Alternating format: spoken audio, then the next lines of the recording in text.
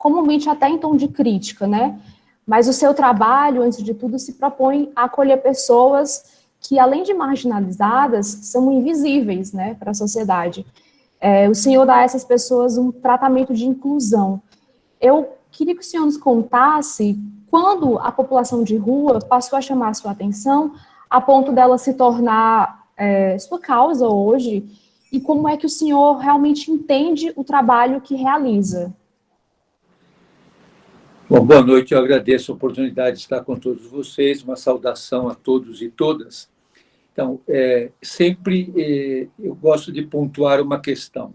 Eu não trabalho com a população de rua, eu convivo com a população de rua.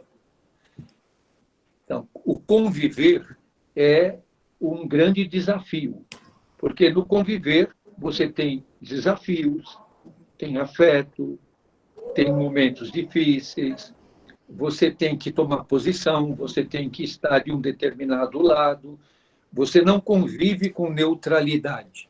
A convivência, ela é conflitiva com aqueles que se contrapõem à tua existência, à tua maneira de ser, há conflitos internos, há conflitos com quem você convive e diante de quem você convive. Então, muitas vezes me questionam bastante por estar convivendo com essa população, com esse grupo que é cada vez mais numeroso, que na questão da visibilidade e invisibilidade, ela também, ora é visível, ora é invisível. Se não incomoda, é invisível. É só visível quando incomoda, quando está no espaço público, quando causa algum problema, desde da estética até a questão de questionamento ou questão de estar importunando. Então, ela se torna visível. O morador de rua que está lá no Jardim Rincão, lá na região da Brasilândia, e que ninguém vê, ele é invisível, porque ele não está incomodando. Já o que está na Praça da Sé, na Praça Princesa Isabel, na Santa Cecília, ele é visto. Então, ele se torna visível e invisível conforme a situação existencial que se dá. A questão da inclusão é uma palavra que hoje, de certa forma, eu questiono. Eu gosto mais do termo usado pelo Papa Francisco de descartável. A população de rua é uma população descartável. E a lógica do neoliberalismo é o descarte. Então, você não tem política de encarte. As chamadas políticas de inclusão, elas são como que uma invenção linguística para justificar o que não se faz. Então, se fala de política de inclusão, ações de tutela, ações de domesticação, ações de imposição, e chamam isso de inclusão. E você não vai conseguir incluir pessoas que a lógica do sistema descartou. Muitas vezes, nessa convivência, e diariamente na minha convivência com a população em situação de rua, que hoje é uma população muito dinâmica, é muito heterogênea, há muitos grupos familiares, aumenta o número de jovens, também o número de idosos é um número bastante significativo, aumenta o grupo LGBTQIA+. Então, é uma população cada vez mais diversa, cada vez mais complexa, cada vez mais questionadora, e nesse momento, com a pandemia, que se movimenta muito pelo Brasil e pelo espaço geográfico. É uma população que está em constante movimentação, em busca de sobrevivência, em busca de achar alguma saída. Então, convivendo diariamente com esses grupos, às vezes me dá a impressão de que eles são socialmente condenados a não mudar de situação. Então, se fala muito e o Estado gosta muito de usar essa palavra de políticas inclusivas, de uma população que não tem mais lugar. Eles foram descartados. Eu gosto dessa imagem porque ela é dramática, de certa forma, e dura demais, porque eu pergunto, o que é que você faz com a fralda descartável? O que você faz com o prato descartável?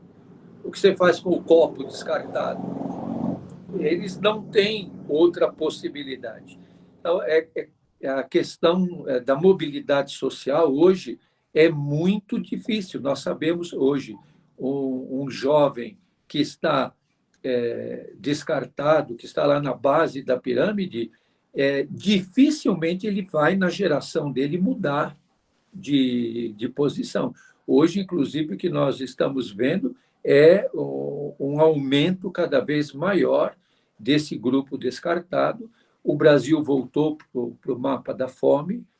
Vemos hoje uma situação de impossibilidade de mudança.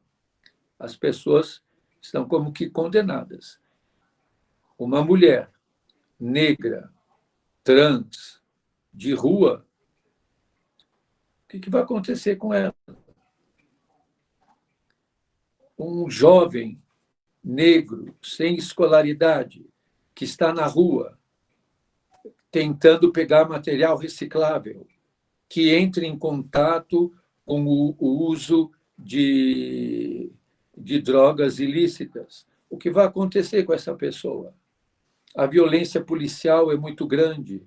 Hoje, a população de rua tem contato com as instituições que tutelam, com a Guarda Civil Metropolitana, com a Polícia Civil, com a Polícia Militar e com os grupos particulares de segurança. Então, é uma população extremamente policiada, extremamente espremida.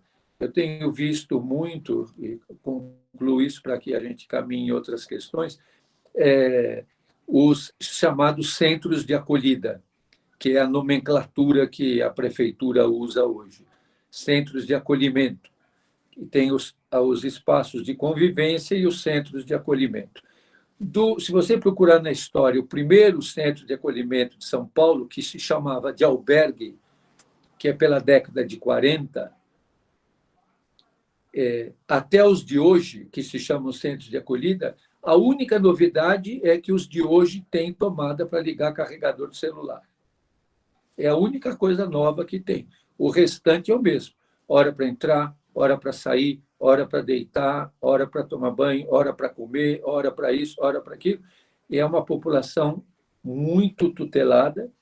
Não existe, nesses espaços, uma pedagogia de autonomia, uma busca de autonomia, embora existam respostas que possam apoiar, ajudar na autonomia, dentro do limite que o neoliberalismo coloca, que esse sistema coloca para pessoas que estão numa situação, como se costuma chamar, de altíssima vulnerabilidade. E o que é dramático nisso, para eu jogar essa pimenta também nesse angu, que me chama muita atenção, é de que a população de rua é também fortemente atingida pela ideologia dominante. Então, na rua também tem negacionistas, também tem terraplanistas, também tem homofóbicos, também tem machistas. A rua reproduz, na rua se reproduz tudo aquilo que está na ideologia dominante. Eles são atingidos pelos os mesmos meios de comunicação, pelas mesmas manifestações religiosas, culturais, que todos são. Eu sempre lembro, e eu cito muito a Simone de Beauvoir, e alguns ficam escandalizados, porque o padre fica citando a Simone de Beauvoir, mas eu gosto muito quando ela diz que os opressores não teriam tanto poder se não tivessem cúmplices entre os oprimidos. E depois aquilo que o próprio Paulo Freire vai nos colocar, de que a cabeça do oprimido muitas vezes é a hospedaria do opressor. Então, nós não podemos romantizar a população em situação de rua e nem demonizar. Então, nem idealizar, nem demonizar. São pessoas situadas num momento histórico, numa determinada economia, que tem sofrimento mental, que tem muitas impossibilidades e que busca muitas outras possibilidades. Eu tenho conversado com alguns pesquisadores, como a doutora Maiana Zatz, que é a geneticista, né? Que uma das coisas que tem nos chamado a atenção dos cientistas é porque a população de rua não foi dizimada pela pandemia como se esperava no início.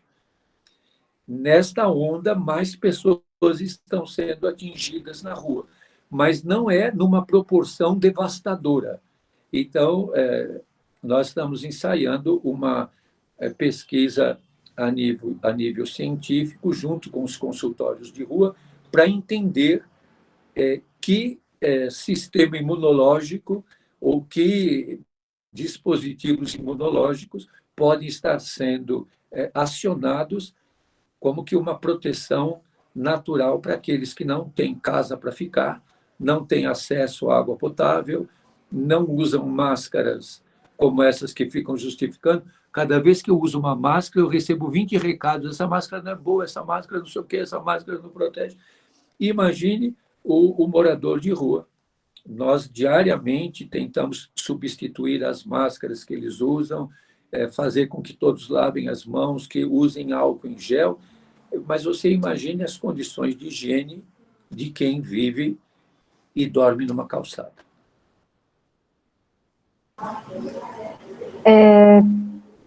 Antes de abrir, eu vou só colocar mais uma questão.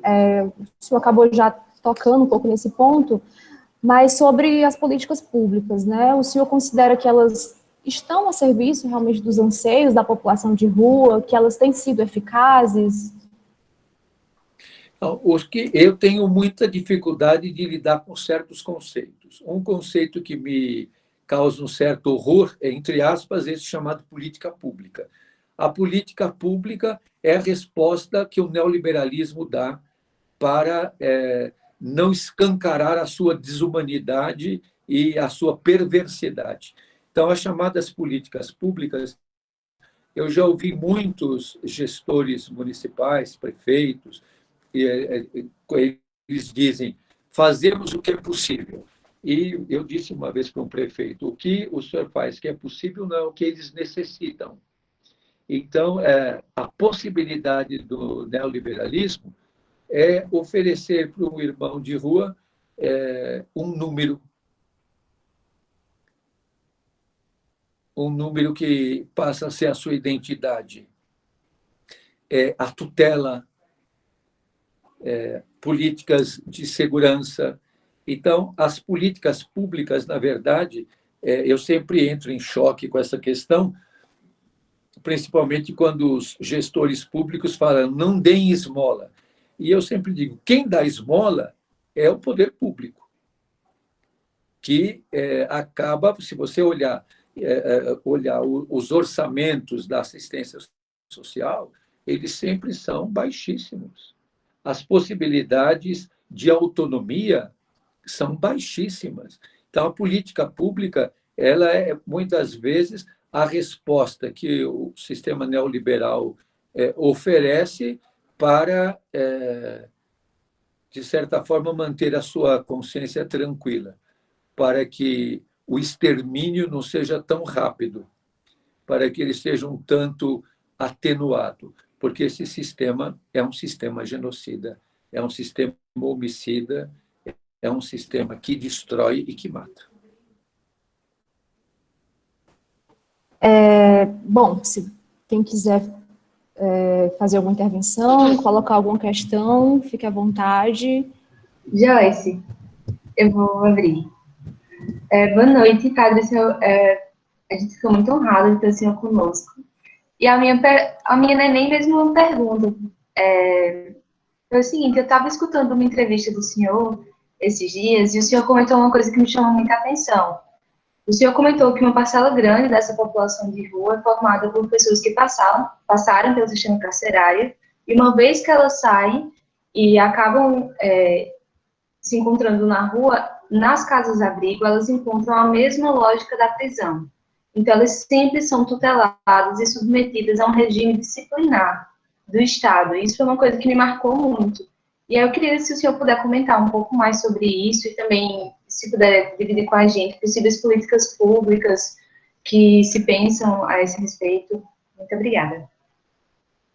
Sim. Um dos últimos censos da população de rua, é interessante que o censo da população de rua é feito pelas prefeituras, embora o nosso censo de 2020, agora para 2021, também foi cancelado por falta de recursos.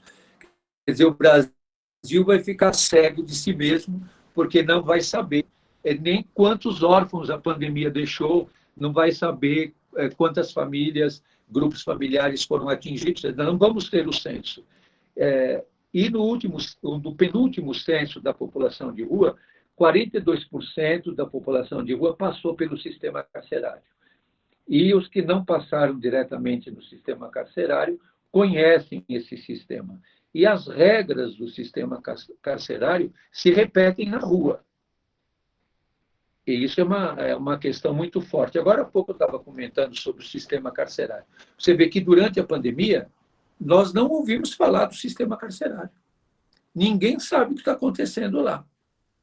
As visitas estão proibidas, a pastoral carcerária não entra nos presídios, nem nos CDPs, ninguém sabe se há número de mortos lá, o que acontece, como é que a pandemia está atingindo o sistema carcerário.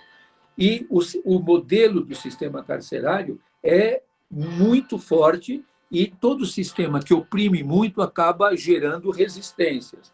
E as organizações, como o PCC, o Primeiro Comando e outros, eles acabam tendo um controle e a gente sabe que esse sistema se mantém por negociações, que é o chamado crime organizado.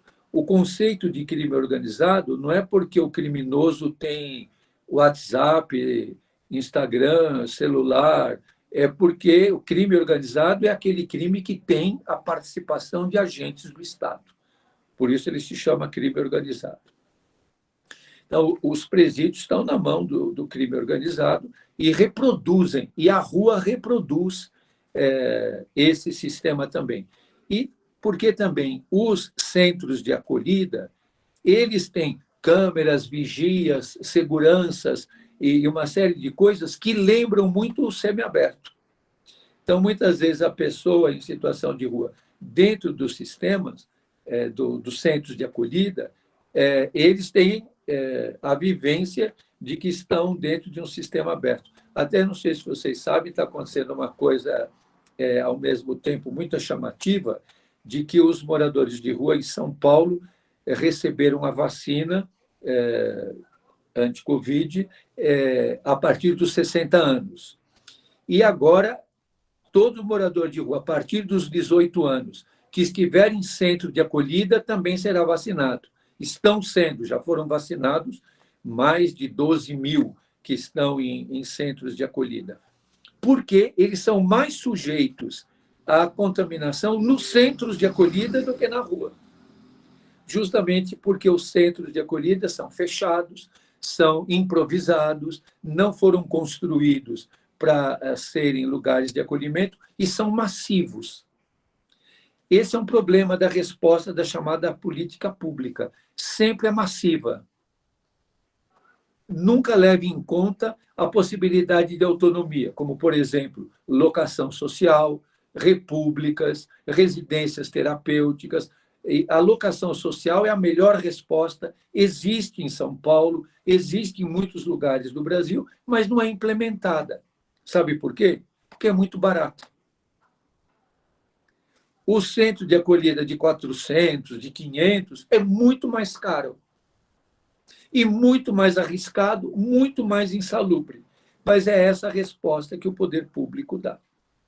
E as repúblicas, ou locação social, que são respostas mais individualizadas de grupos familiares que geram autonomia e que preservam a autonomia, essas não são implementadas porque elas são pouco custosas. E as entidades sociais também não gostam de investir nesse tipo de resposta. Porque, veja, pegar um exemplo bem simples. No centro de acolhida, a pessoa não pode fazer a comida. Na República, ele que faz a sua própria alimentação. No centro de acolhida, tem que ter segurança. Na República ou na alocação social, a pessoa mesmo que cuida da sua segurança. No centro de acolhimento, de acolhida, tem que ter faxina, tem que ter uma série de coisas administrativas. Na alocação social, não tem. A pessoa mesmo que tem que cuidar da sua roupa, que tem que fazer a limpeza, que tem que fazer a sua alimentação, que tem que se gerir. Todos nós temos que ter uma rotina, mas não é uma rotina imposta, é uma rotina circunstanciada pelos limites da tua vida, dos limites que você se impõe e que a realidade te impõe. Diferente de eu fazer a tua rotina, eu determinar qual é a tua rotina, eu determinar qual é o teu cardápio, eu determinar a hora que você vai dormir. Então, todo tipo de resposta de tutela pressupõe a incapacidade do tutelado. E essa incapacidade do tutelado está dentro de um sistema que desumaniza, e que desumaniza a pessoa que é atingida por esse sistema de desumanização. Ela também se desumaniza. E aí a população de rua acaba repetindo o mesmo sistema desumanizado. Então, é uma desumanização ao quadrado.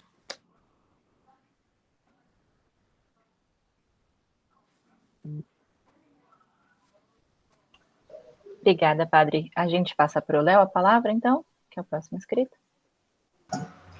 Pode ser? Então, bom, boa noite de novo, padre Lancelotti.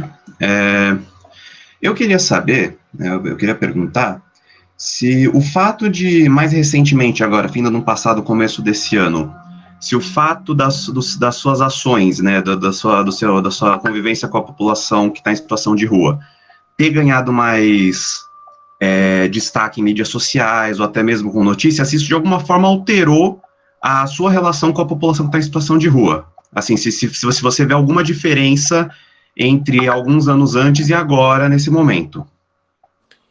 Nesse momento, nós vivemos uma concentração, de certa forma, de situações desafiadoras e difíceis.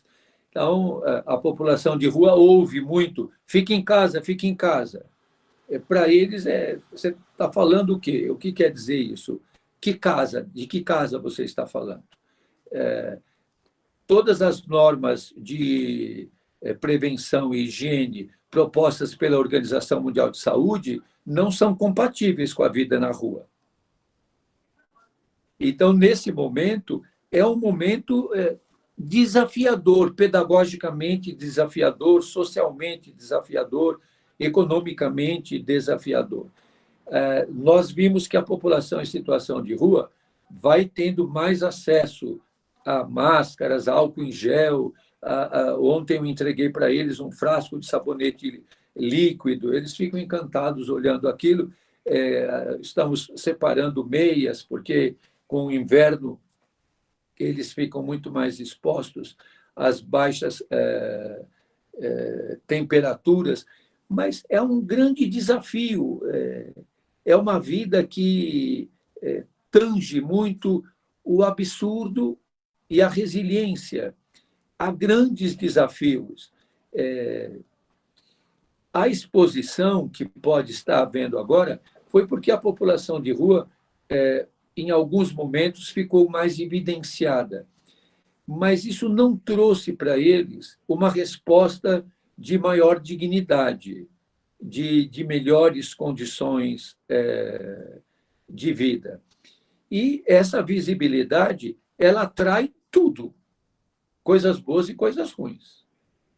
A visibilidade, ela não atrai só benefícios, ela atrai também malefícios, ou atrai também antipatia, agressão, ameaças.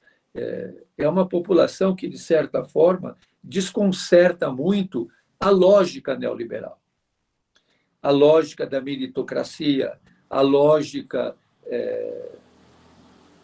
de padrão de vida.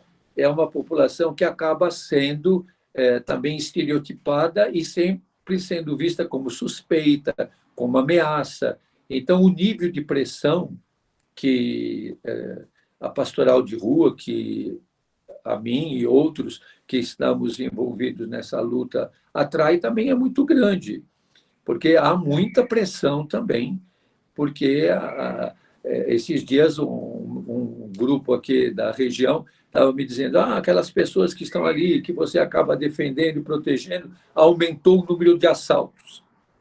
Eu disse, você poderia me relacionar os boletins de ocorrência que foram feitos desses assaltos? Porque se eles foram feitos, a gente tem que fazer boletim de ocorrência. Eu tenho que entrar na linguagem da lógica. Então, tem BO? Não, não tem. Então, por que não foi feito o BO? Se ele fez uma coisa errada, está errado, tem que ser feito o BO. Onde está? Então, eu tenho pedido esse levantamento constantemente à Secretaria da Segurança Pública, o número de BOs onde moradores de rua são autores de roubo, de assalto, de seja lá do que for. Então, não há, como não há BO das violências que eles sofrem. Porque se ele for na delegacia lavrar um BO de uma violência que ele sofreu, ele é posto fora e às vezes até apanha mais porque foi lá fazer um BO. Não é em toda delegacia que acontece, mas em muitas acontece isso. Como o RAPA, que está sempre presente através da zeladoria urbana da prefeitura, com a participação da GCM. Então, a violência contra a população de rua é sistemática. Isso os atormenta. Então, é uma população que vive uma tortura permanente e que gera um sofrimento mental muito grande. Eu tenho levantado muito junto ao secretário da Saúde, que, inclusive agora durante a pandemia, aumentou o número de consultórios de rua. Os consultórios de rua têm tido uma atuação muito importante na cidade, no cuidado com a população de rua e na proximidade com a população de rua nas suas necessidades de saúde.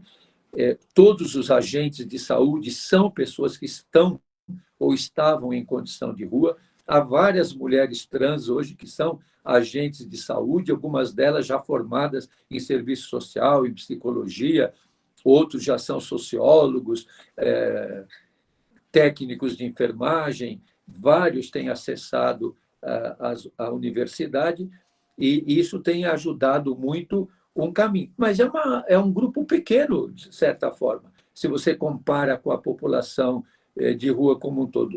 São pontos fora da curva, mesmo porque para você ser agente de saúde, precisa ser uma pessoa que tem o nível médio completo. E há pessoas de nível médio até de nível superior na rua, mas é um grupo bastante reduzido, porque como grande parte da população descartada tem que sair da escola muito cedo para cuidar da sobrevivência. Não sei se eu respondi direito, porque a minha cabeça tem hora que fervilha de tanta informação.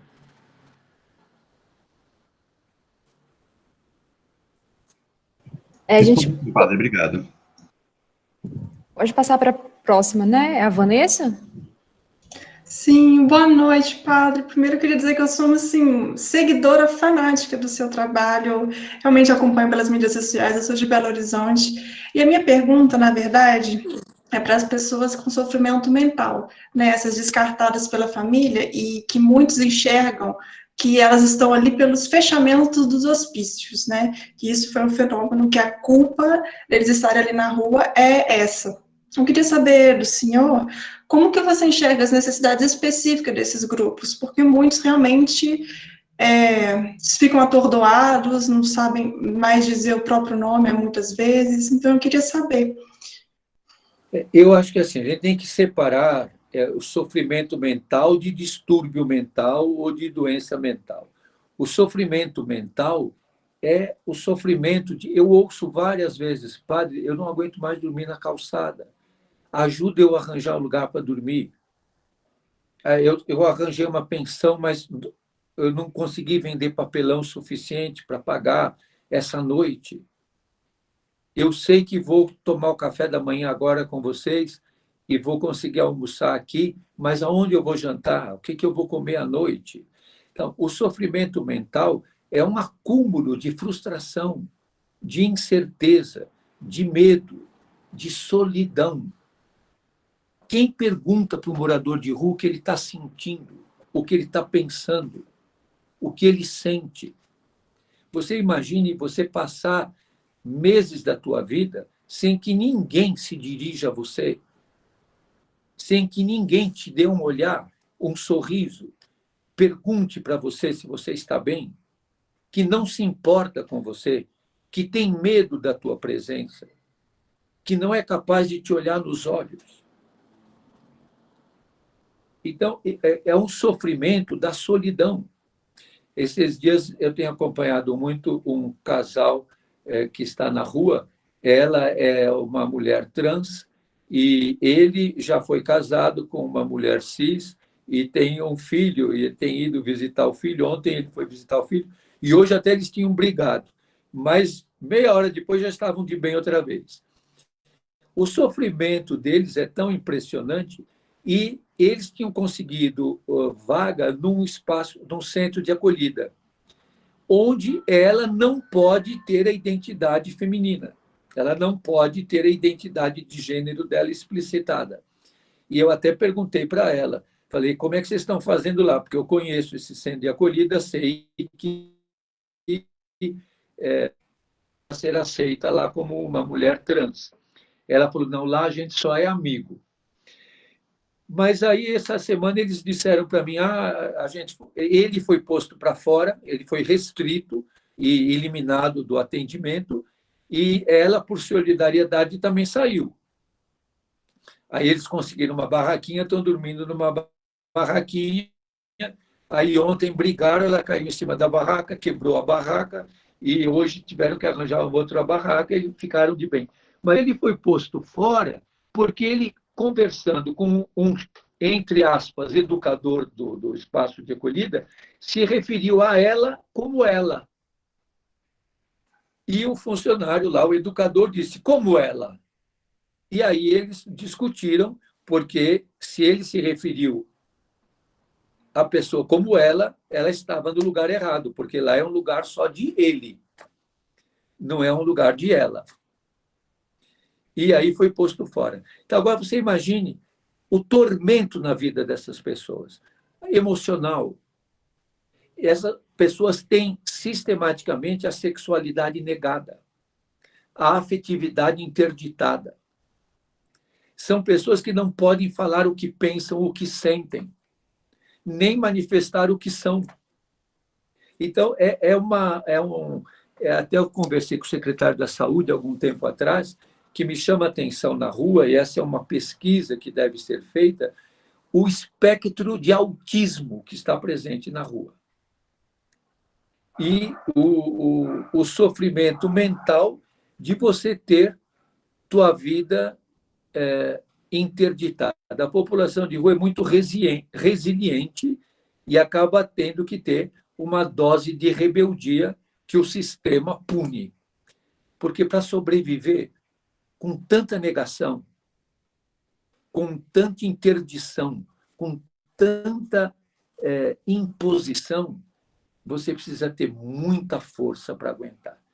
E muitas vezes é o silêncio que deprime, é a solidão, é já não conseguir tomar banho.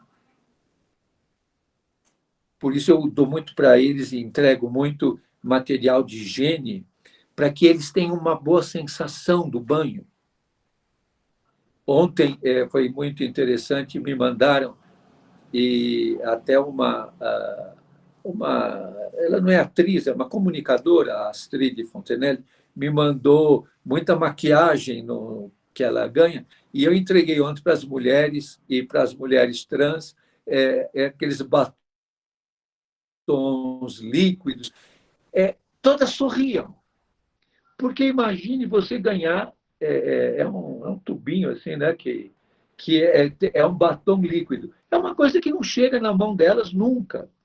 Então, elas estavam muito felizes. E essa que tem o companheiro que brigou, eu consegui para ela um estojinho que tem lá alguma coisa de maquiagem, o que passa no rosto, e que tem um espelhinho. Ela estava encantada vendo aquilo, porque não tem acesso a nada. Agora, isso muda alguma coisa socialmente? Não muda. Agora, isso melhora em termos de força pessoal. Se no mundo onde você é odiado, alguém te ama, é um respiro. Se no mundo onde ninguém olha para você, se alguém te olha e pergunta se você está bem, isso é uma bomba. Por isso eu digo que, nesse nosso sistema, você abraçar um morador de rua, agora não pode nem abraçar muito, e eu perguntar e saber o nome dele, é até um ato revolucionário, é uma rebeldia num sistema que mata. Eu penso muitas vezes, não sei se tem aí alguém da área da psicologia, de que o único prazer que sobra para eles é oral, é sentir um gosto, porque não tem prazer nenhum. Não tem nada que dê prazer. E, muitas vezes, aqueles que usam mais álcool perdem o paladar. Então, por isso eles gostam muito de pimenta, porque é uma forma de sentir algum gosto. Quanta coisa, né?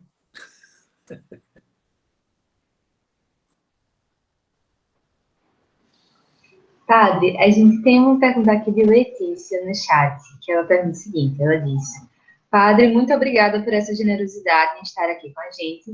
Eu gostaria de saber qual o seu livro ou filme favorito, ou pelo menos um que o senhor goste muito e queira indicar para a gente. O senhor é uma inspiração para todos em tempos tão difíceis. Livro, filme. Um livro que eu estou gostando muito é esse aqui, Os 7 Pecados Capitais à Luz da Psicanálise. É um livro que tem me chamado muita atenção, é muito interessante, que saiu agora há pouco tempo. E também outro que eu gosto muito, que estou indicando muito, é esse do Leonardo Boff, Doloroso Parto da Mãe Terra, uma sociedade de fraternidade sem fronteiras e de amizade social. É o último livro do Leonardo Boff, também muito interessante. E estou gostando desse livro aqui também, que se chama A Espiritualidade do Consumo e o Consumo da Espiritualidade. Também que saiu agora. E aí vou mostrar um livro para vocês vão levar um susto que eu estou lendo esse livro, mas que é muito interessante, e é de uma editora católica, mas se chama O Diabo, uma biografia.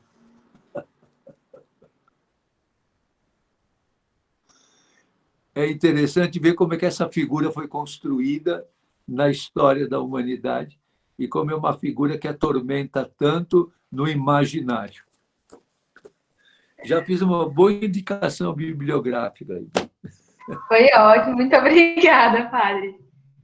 A próxima pergunta também do chat, que eu vou ler, é de Suede, que ele fala o seguinte: Padre, uma imagem muito marcante do senhor é a quebra das pedras embaixo do viaduto do Tatuapé amarretadas. Eu gostaria que você comentasse a maneira como os governos municipal e estadual tentam agressivamente afastar essa população de se alocar em certos lugares. Eu não entendi a segunda parte. Ele pergunta: eu gostaria que você comentasse a maneira como os governos municipal e estadual tentam agressivamente afastar essa população de se alocar em certos lugares. Então, aquela questão das pedras, eu fui para lá num dia e vi aquilo, fiquei muito chocado, até me deprimi um pouco de ver aquilo, porque um dos viadutos onde colocaram aquilo é o viaduto Dom Luciano Mendes de Almeida, que foi bispo auxiliar de São Paulo, morreu como arcebispo de Mariana e era o bispo mais ligado à população de rua e foi chamado pela Folha de São Paulo como o bispo dos miseráveis. E bem embaixo desse viaduto tinham colocado essas pedras. No dia seguinte, quando eu voltei lá, a prefeitura viu o equívoco que tinha feito e iria remover as pedras, porque alguma coisa errada tem naquilo ali, e aí eu peguei a marreta também para ajudar a acabar com aquilo e fui dando umas marretadas. E aí aquela imagem ficou muito viralizada, né? O nome não é bom nesse momento, mas ficou muito multiplicada, porque com aquilo que estava querendo simbolicamente demonstrar inconformidade com essa chamada arquitetura hostil, inclusive que ensejou um projeto de lei no Senado, que já foi aprovado no Senado, foi para a Câmara, proibindo essa arquitetura hostil. O poder público sempre é higienista e sofre muita pressão, porque quem manda numa cidade como São Paulo é a especulação imobiliária. É a especulação imobiliária hoje o grande carro-chefe de toda a administração municipal e estadual. A especulação imobiliária é que gera essa pressão muito forte de limpeza, de higienismo das cidades. O chamado RAPA, e a prefeitura chama de zeladoria urbana, é diário, permanente, sistemático, e é uma forma de limpeza, de higienismo para agradar o comércio, a especulação imobiliária, porque numa cidade como São Paulo, mas Belo Horizonte, o Rio de Janeiro, Florianópolis, Porto Alegre, a população de rua explodiu.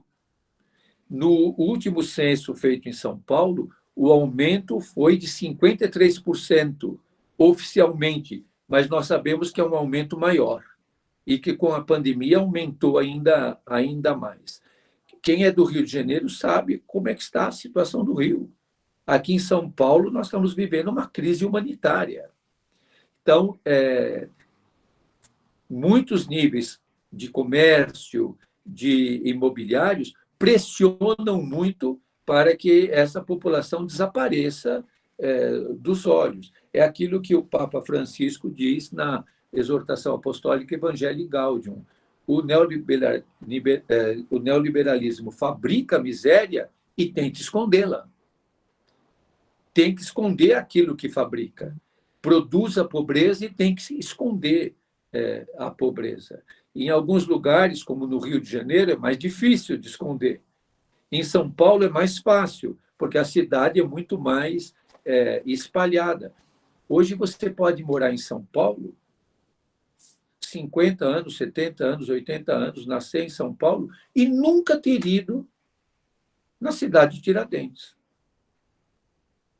Você pode morar em São Paulo a vida inteira e nunca ter ido no Jardim São Luís ou no Jardim Ângela. Você pode morar em São Paulo a vida inteira e nunca ter ido no Jardim Rincão. Então, a cidade ajuda a esconder a miséria que produz. Em alguns lugares, como o Rio, é mais difícil pela questão geopolítica e geográfica da cidade, não tem como esconder o morro, não tem como esconder os pobres que estão na orla. Então, mas hoje é uma situação alarmante a miséria, e nesse momento o Brasil acendeu o sinal vermelho para a fome, que tem gerado muita mobilização, mas que é um fenômeno pandêmico, e o vírus da fome está se multiplicando mais do que o coronavírus.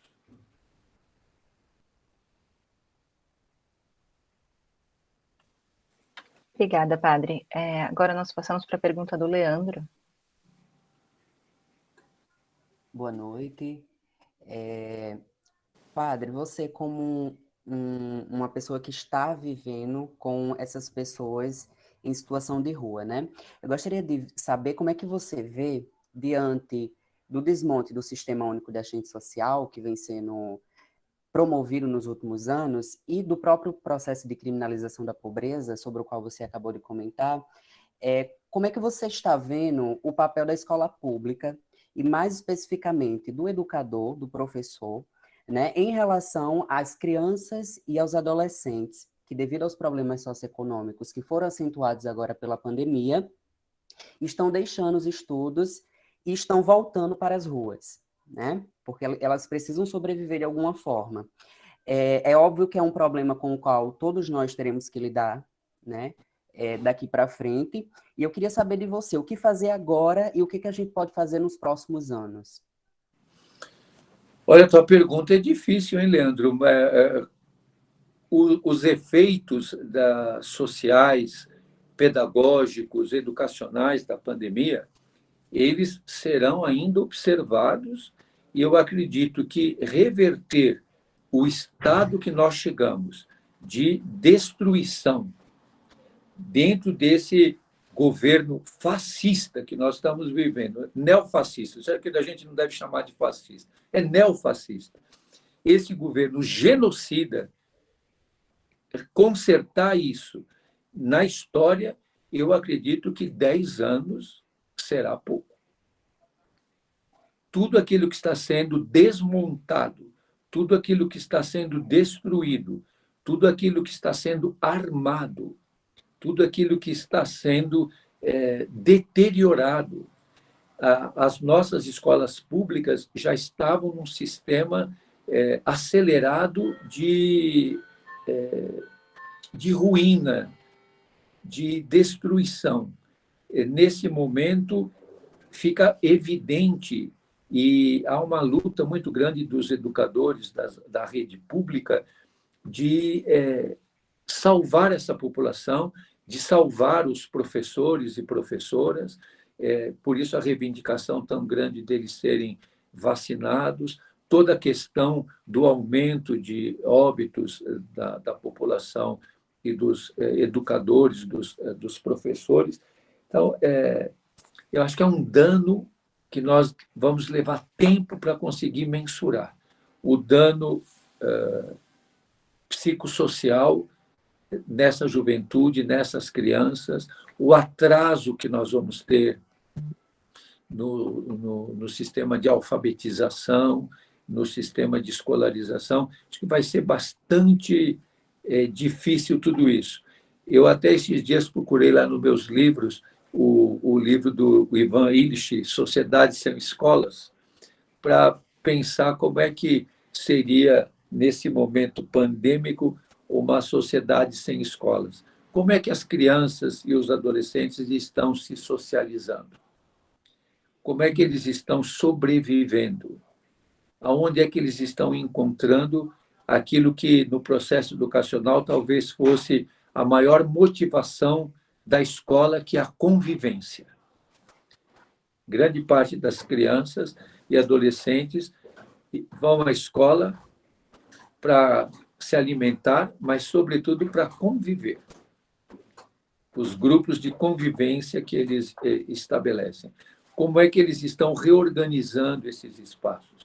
Nós, muitas vezes, pensamos, ou podemos pensar, que todas as crianças e adolescentes têm acesso a, como a gente chama, a internet ou aos sistemas das mídias sociais. A maior parte deles não tem. Não tem acesso. A exclusão digital ela é muito grande, seja para a população de rua, seja para toda a população empobrecida e toda a população descartada das nossas periferias, e a maior parte dos nossos jovens das escolas públicas não tem acesso às redes sociais.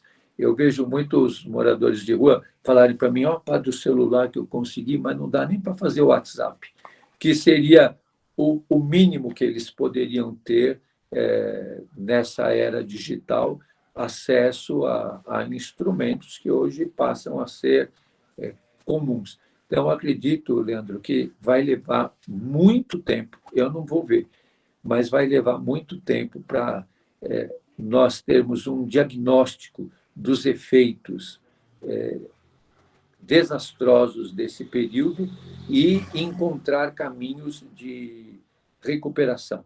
Eu acredito que nós temos que resistir buscando humanizar. Todos nós podemos estabelecer possibilidades de humanização da vida. O que numa sociedade tão desigual é conflitivo. Por isso, eu acredito que nós temos que estar muito atentos a uma pedagogia do conflito. Nós temos muito medo do conflito. E estar do lado dos pequenos é conflitivo numa sociedade meritocrática que só premia os poderosos e os grandes.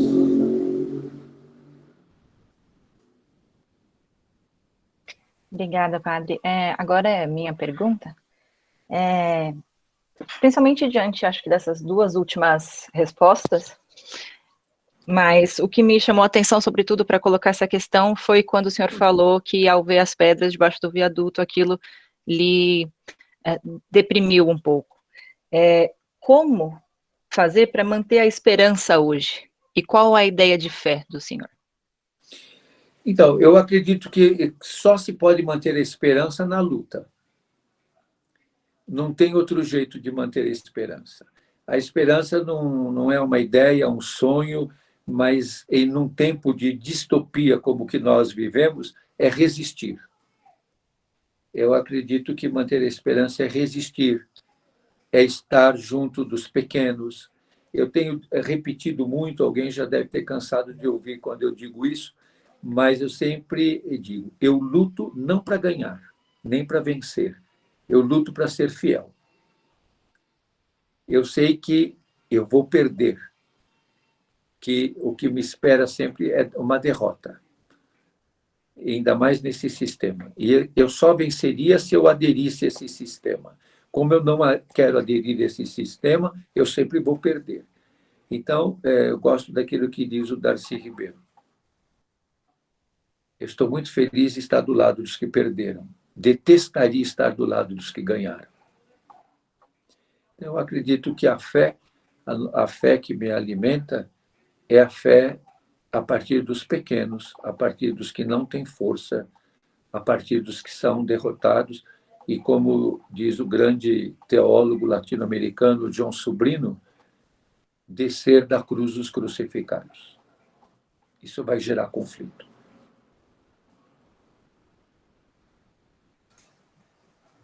Muito obrigada, padre. Agora a pergunta do professor Valdir. Padre, vocês me ouvem bem? Bom, padre, primeiro, obrigado pela presença do senhor aqui entre nós e pelas palavras, cada uma delas, de uma ética edificante sem igual. Obrigado pela persistência da sua vida na existência com essas pessoas descartáveis, mesmo porque, quando a mídia fala uma coisa, a gente sabe que é um evento, 2 eventos, e a vida do senhor é todos os dias, é continuamente. E isso torna mais edificante ainda.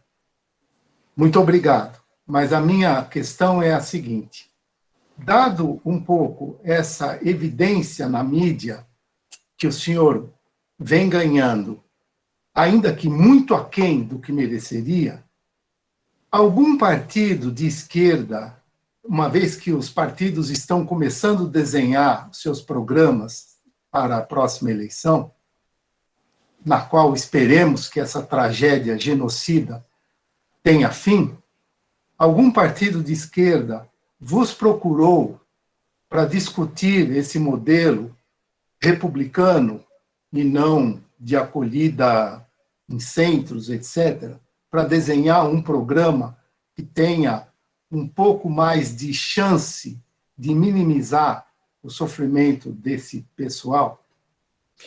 Então, um dos problemas que eu sinto é de que, no poder, a esquerda e a direita, às vezes, ficam muito semelhantes. O poder é um problema muito sério, o exercício do poder. Por isso, nessa questão de poder, eu sou muito mais zapatista do que outra coisa e creio sempre, como dizem os zapatistas, desde abaixo e lá à esquerda, e que a gente tem que vir de baixo.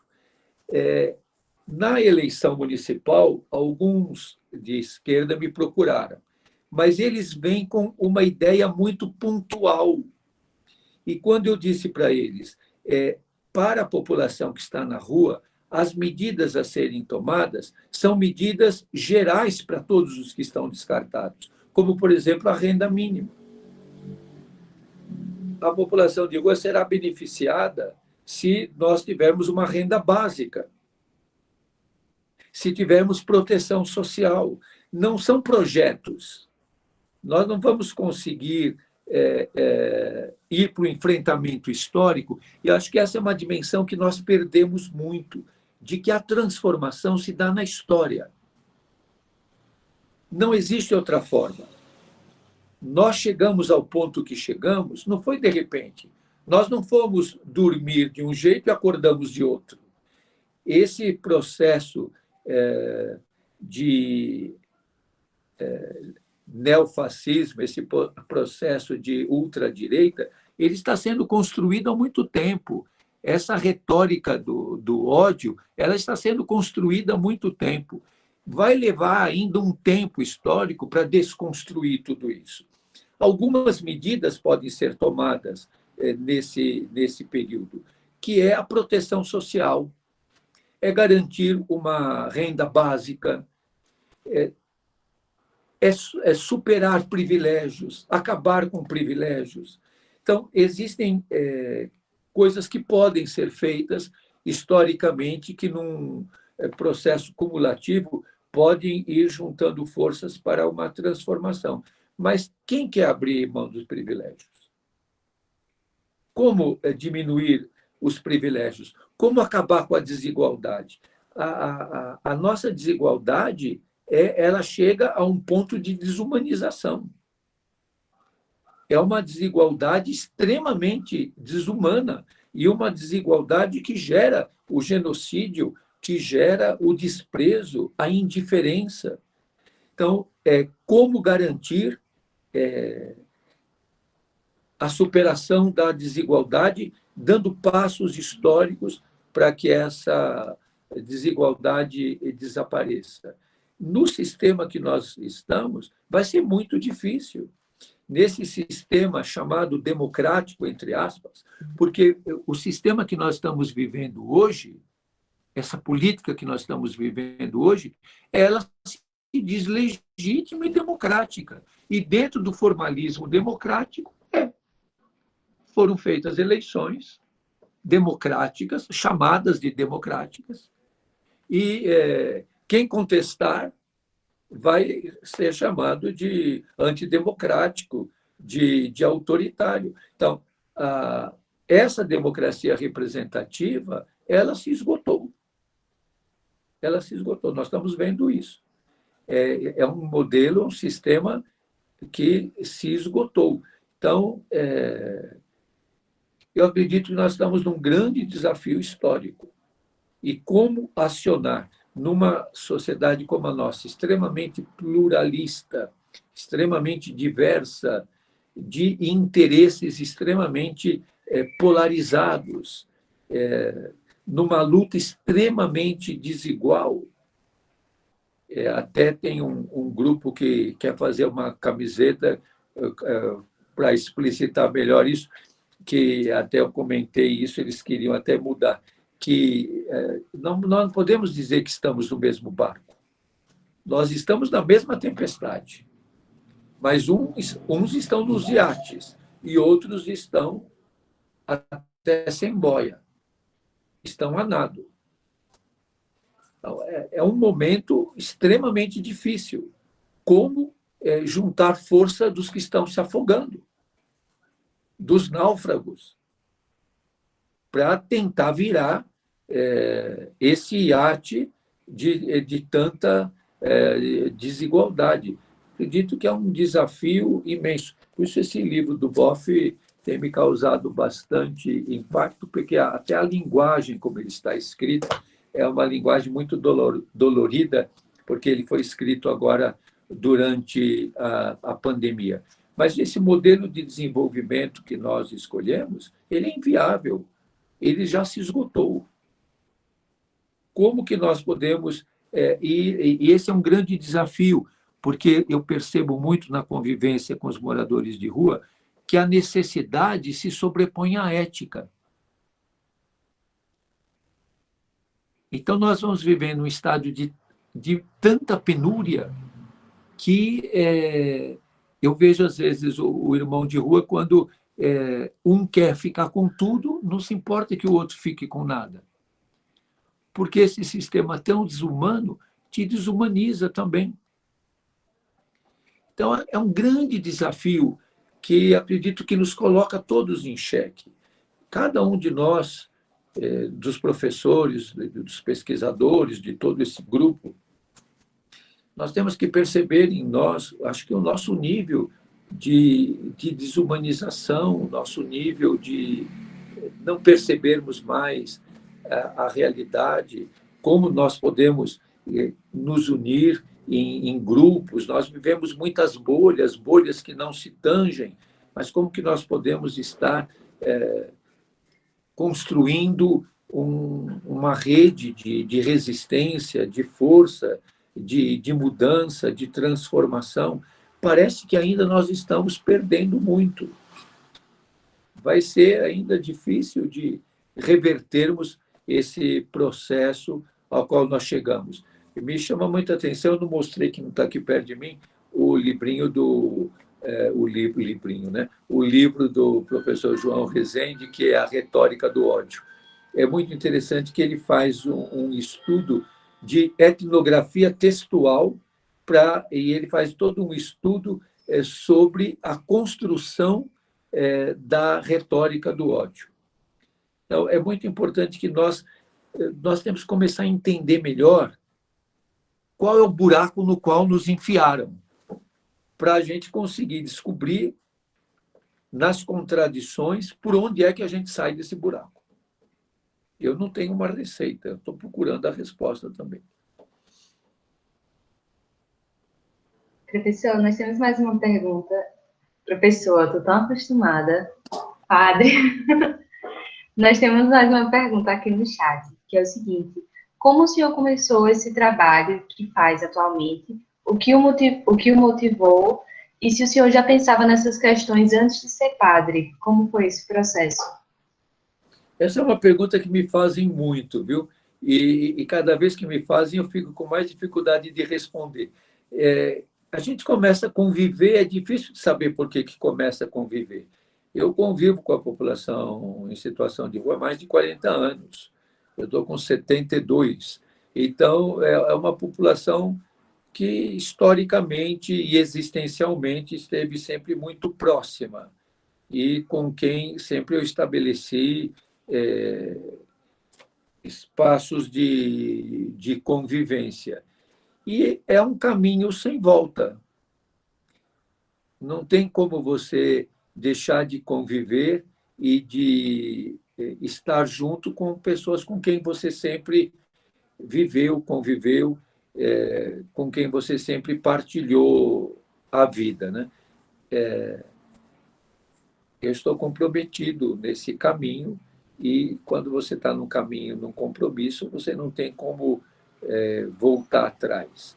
Mas eu acredito que nas várias posições que a gente está, acho que a universidade pode ser uma grande aliada da população de rua, os pesquisadores, os profissionais podem ser grandes aliados dessa população. Eu sempre lembro, alguns anos atrás, os estudantes do Mackenzie me chamaram para ir lá ver uma experiência que eles tinham feito uma experiência de um dia de varredor de rua. E eles acharam muito interessante, eu achei também, fui lá avaliar com eles. Todos os alunos fizeram a experiência de um dia serem varredores de rua. E aí, quando eu fui lá avaliar, eu sugeri para eles fazerem a experiência para os varredores de rua um dia serem universitários. Porque o universitário vai e faz a experiência de um dia de varredor de rua. Falei, quem sabe vocês propiciam de que os varredores façam a experiência de um dia de universitário, até na lanchonete, eles vão gostar muito de ver como é que é ser universitário. Então, nós temos que quebrar os apartheids que nós estabelecemos como lógica. A lógica neoliberal, ela está muito impregnada em nós. E o neoliberalismo, ele não é só um sistema econômico, ele é um sistema político, cultural e epistemológico. A nossa epistemologia é neoliberal. Acho que isso é uma questão muito complicada para nós, porque nós pensamos dentro da lógica neoliberal. E nós temos que ir fazendo um exercício de romper. Eu busco muito fazer um exercício, pensar dentro da lógica e pensar fora da lógica. A política pública, por exemplo, pensa dentro da lógica. E quando eu contesto, porque eu estou pensando fora da lógica. E é difícil, viu? Gera conflito. Obrigada, Padre. Agora a pergunta da Yara.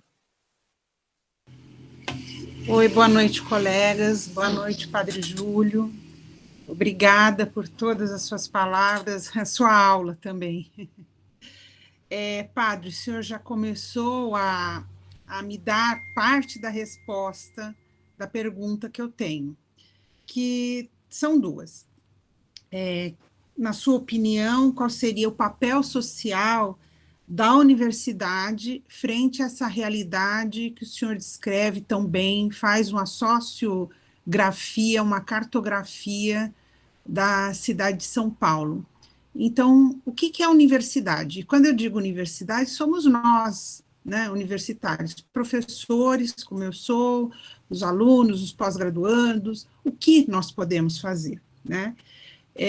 Isso enquanto universidade. Mas o que cada um de nós podemos fazer para apoiar as suas ações, né? Porque às vezes eu sinto, né, não a solidão, não é isso, o senhor não é solitário, mas uma solitude nas ações, porque é esse esquema neoliberal que o senhor tão bem descreveu, e que a gente pensa dentro desse sistema, é um discurso, um pensamento sistêmico.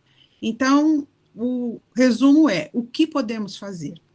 Quais são as ações que nós podemos colaborar e sustentar ações que possam ajudá-lo e também a transformar as nossas atitudes e pensamentos e discursos? É isso, obrigada.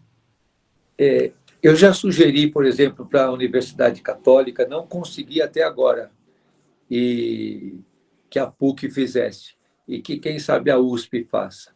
Eu tenho sugerido que garanta acesso à água potável para os moradores de rua e para os catadores, que tenha pontos de acesso à água potável para os moradores de rua. É uma coisa tão simples. Eu consegui que 2 sindicatos fizessem e fizeram pontos de acesso à água potável para os moradores de rua e para os catadores. Na paróquia onde eu estou e na casa de oração do povo da rua, a gente tem acesso à água potável para os moradores de rua. Especialmente no momento como esse da pandemia, esse é um ato tão simples, mas um ato tão impactante. Como garantir um acesso que não seja dificultoso e que rapidamente a pessoa que está na rua, que está fazendo recolhimento de material reciclável, possa ter acesso à água potável. Porque às vezes a gente pede coisas muito grandes, muito difíceis. Essa é uma garantia, é um direito humano fundamental, ter acesso à água potável. É garantir o acesso à água potável. Eu acho que essa é uma coisa que as universidades poderiam fazer. Ter nos seus campos universitários, de uma forma, mesmo na entrada ou algum lugar bem acessível, acesso à água potável.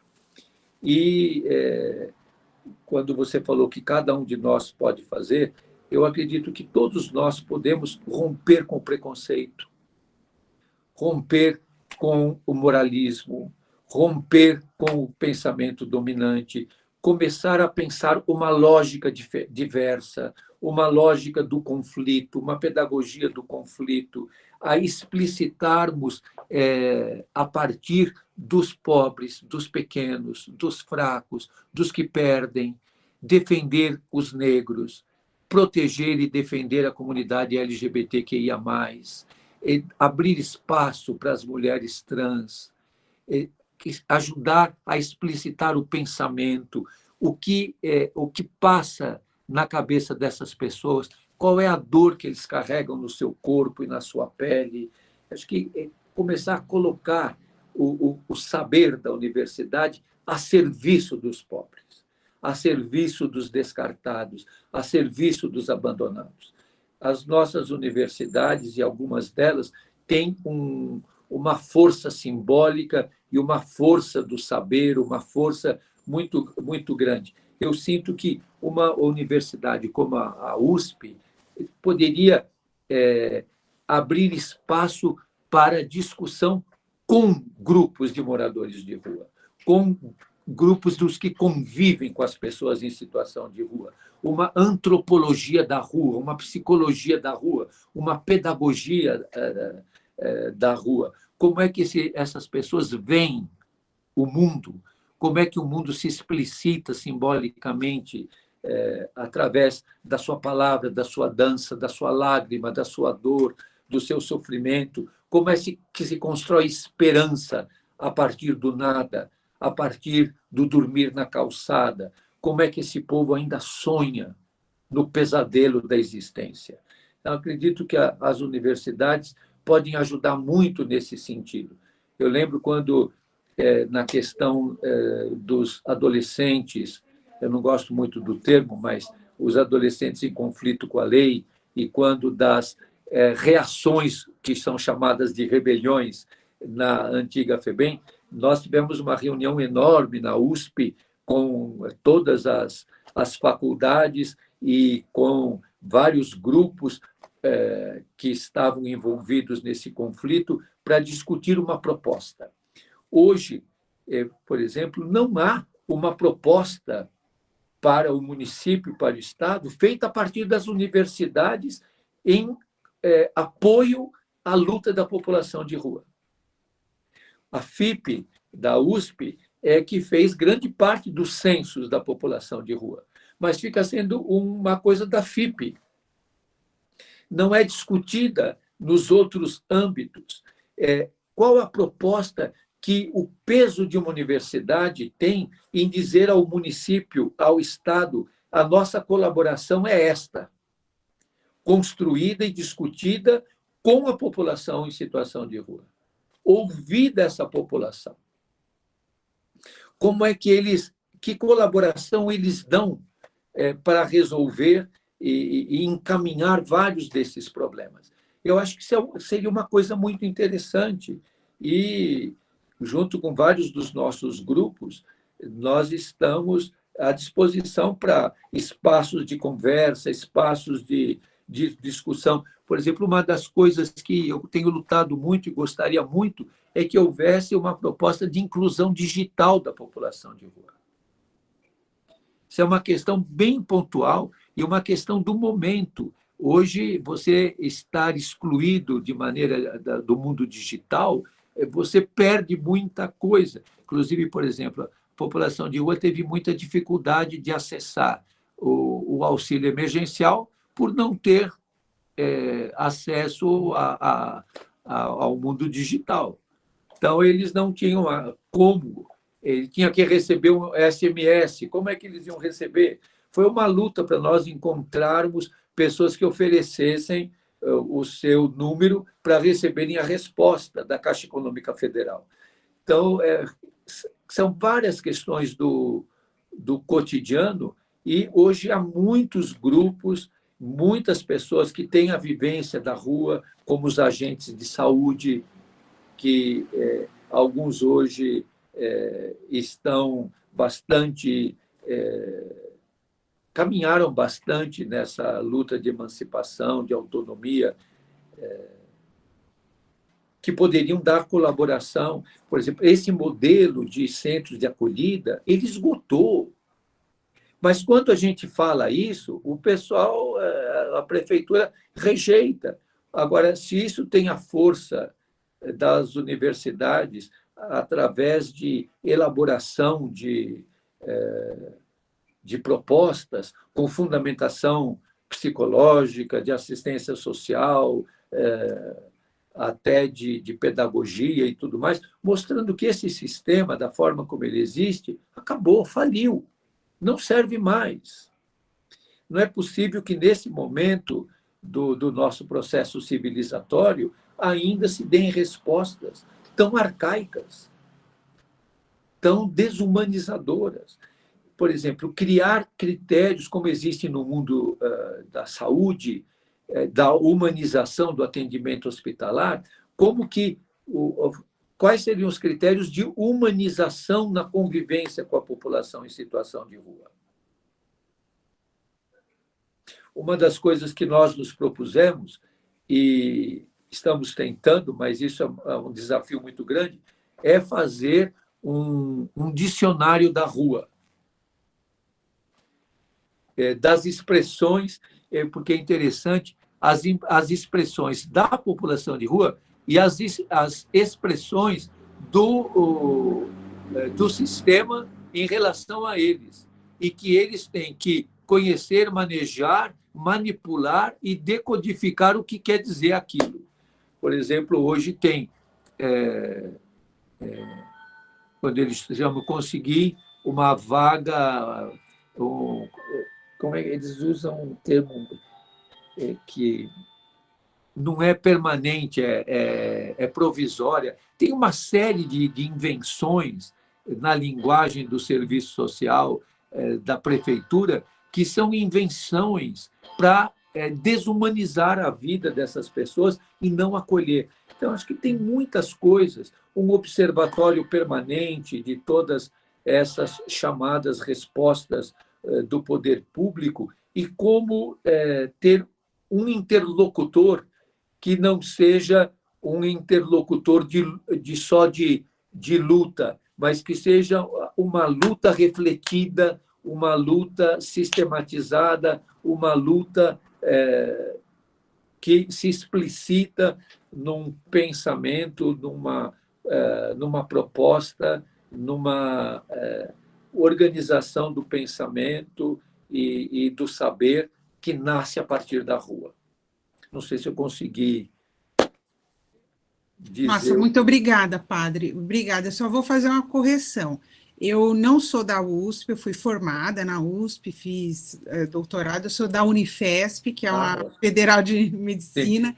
Não sou médica, sou da Humanas, mas eu anotei para levar para a discussão da universidade, porque eu acredito ser muito relevante tudo que o senhor apontou, né, e que nós podemos colaborar, porque a gente, mesmo com todas as restrições, ainda somos privilegiados, né, nessa pandemia. A gente pode dar aula, pode conversar, tudo aqui com essa proteção da internet. Obrigada, muito obrigada. E eu acredito que nós temos que buscar as brechas desse sistema, que ele não é tão monolítico e não é sem contradições. E a gente tem que, nesse momento histórico, entrar nas contradições. Eu sempre uso uma imagem. A mesa está posta, com todos os talheres, com todos os copos, com todos os pratos. E, às vezes, eu vou lá e puxo a toalha e jogo tudo no chão.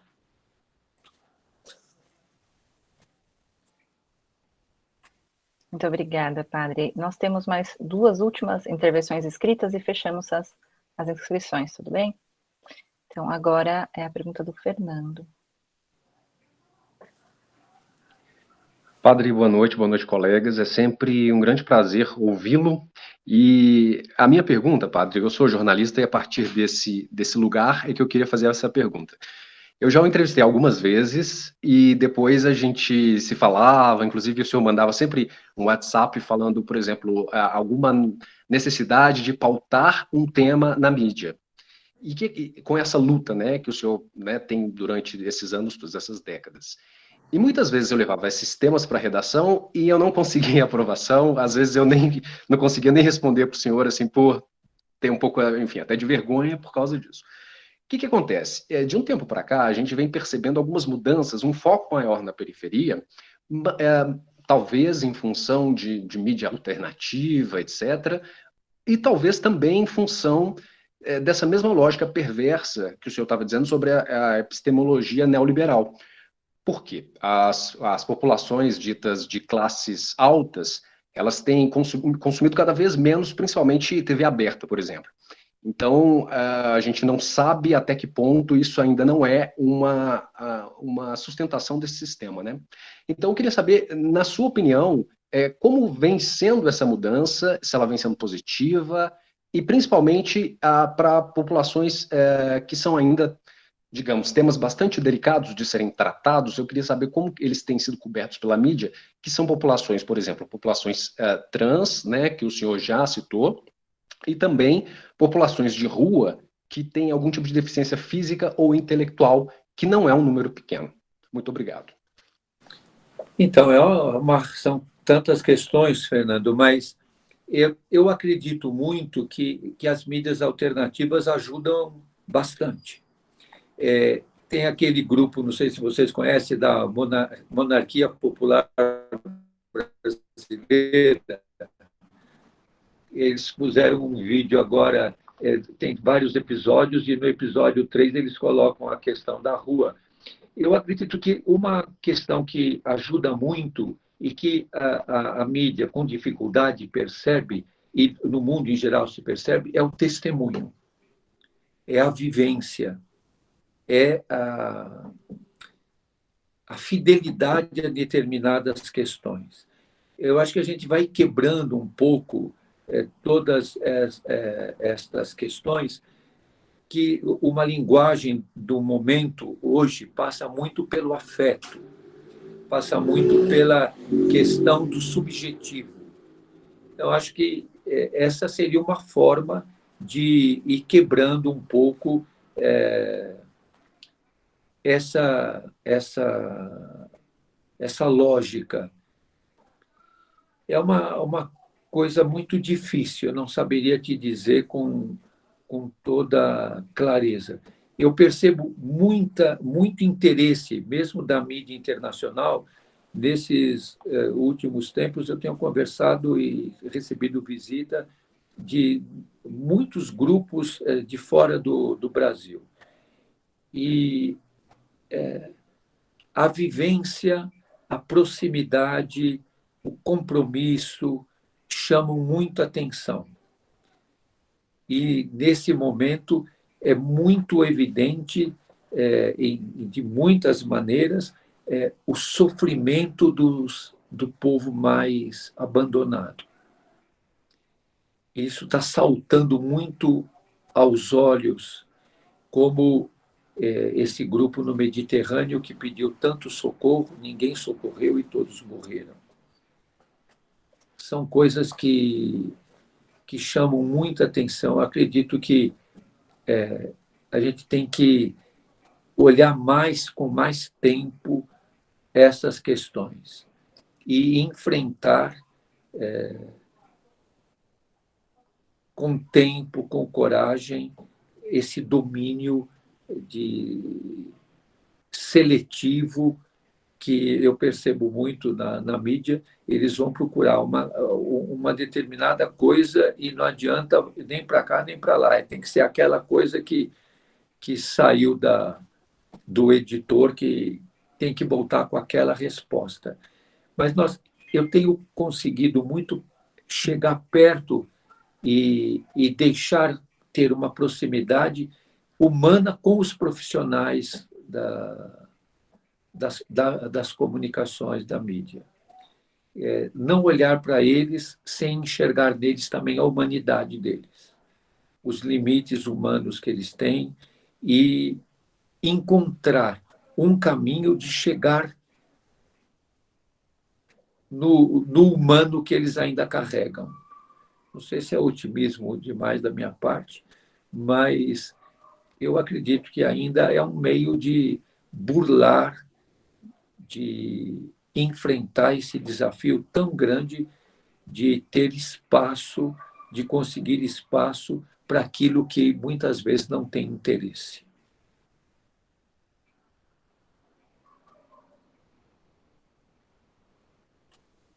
Obrigada, padre. Temos uma última intervenção escrita, que é do Cristiano. Boa noite, Padre Júlio. É uma alegria falar com o senhor. Eu sigo o senhor nas redes sociais, acompanho bem de perto o trabalho do senhor. Eu tinha, na verdade, até uma pergunta, mas eu não vou fazer até por causa do horário. O que eu gostaria de fazer aqui, como eu disse, é um brevíssimo comentário. Um padre conhecido do senhor, que é o Padre Henrique, da Aliança de Misericórdia, uma vez disse assim para mim: Cristiano, o cheiro do povo de rua é um cheiro que não arde no nariz, mas é um cheiro que impregna a nossa alma, né? Durante o período que eu pude trabalhar com o povo de rua, na Aliança de Misericórdia. Olha, depois de ter passado pelo mestrado, pelo doutorado, eu estava em busca, assim, de algo mais consistente para trabalhar no pós-doutorado. E há muito tempo, a partir das entrevistas do senhor, eu tenho pensado muito no povo de rua e trabalhar com essa temática.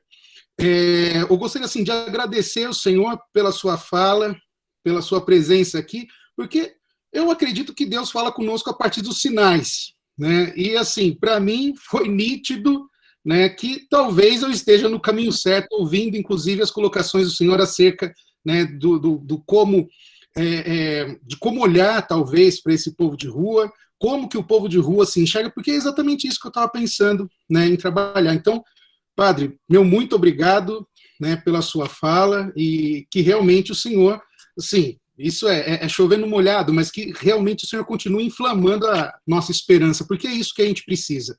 Muito obrigado, viu, padre? Obrigado, Fernando. Coragem. Obrigado, padre. Obrigado, Cristiano. Muito bom, Cristiano, ter feito esse comentário agora por último.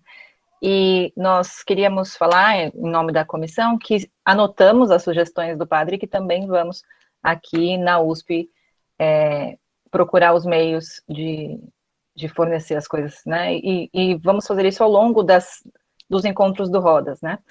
Dentro da comissão, procurar tomar ações para que não fique apenas aqui, como a Letícia colocou no chat, acabar a hora que a gente apertar o fonezinho vermelho aqui, né? Então, eu passo agora para a Joyce, encerrar, Joyce? Pode ser. A gente cumpriu, né, o tempo previsto aqui, mais ou menos, que era de 1h30, então acho que a gente já... e também acho que ninguém tinha mais, né, nada a colocar, então acho que a gente pode dar por finalizada aqui a nossa roda de conversa.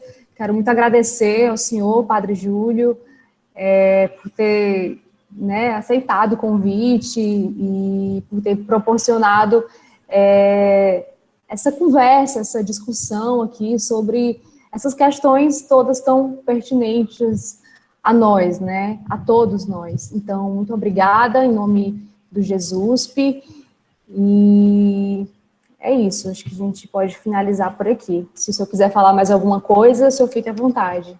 Agradecer de estar com vocês, sempre é muito bom poder estar numa roda de conversa, e eu não consigo responder tudo, as perguntas de vocês são todas muito boas e precisavam ser bastante desdobradas, mas eu tenho procurado, ainda mais nesse tempo de pandemia, refletir sobre tudo isso, e refletir muito sobre a humanidade dessas pessoas.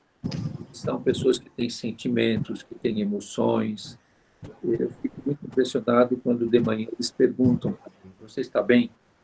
E eu fico muito impressionado quando eles me dizem: você parece meio cansado hoje, você está triste, o que foi que aconteceu?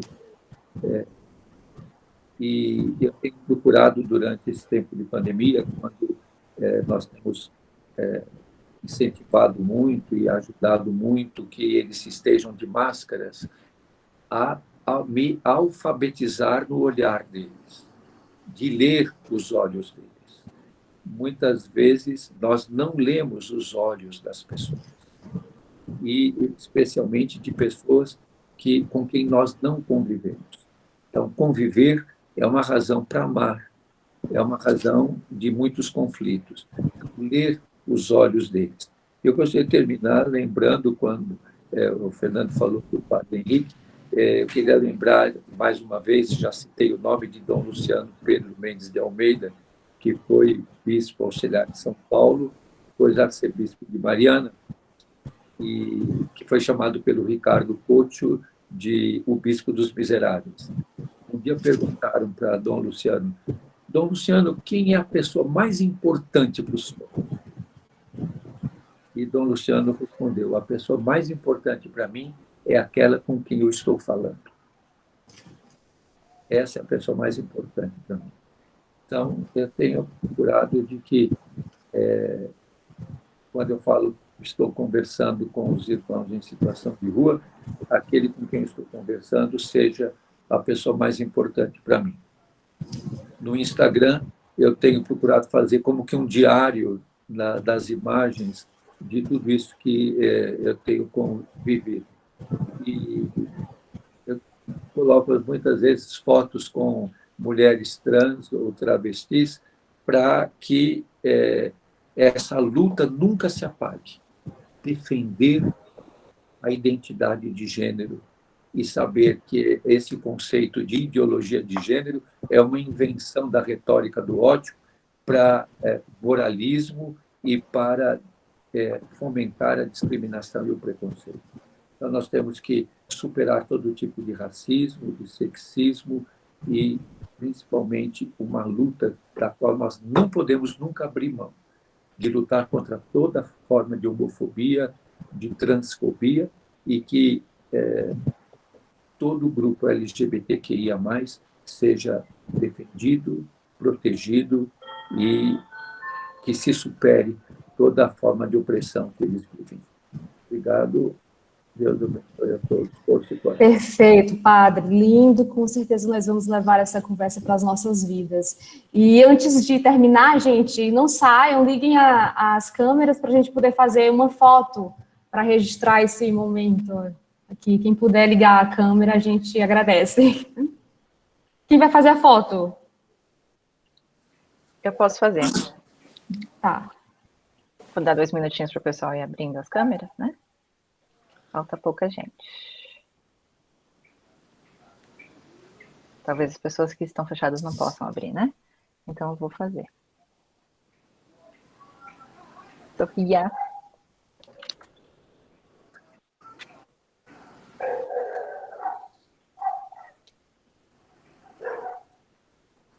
Tá feito, pessoal. Muito obrigada.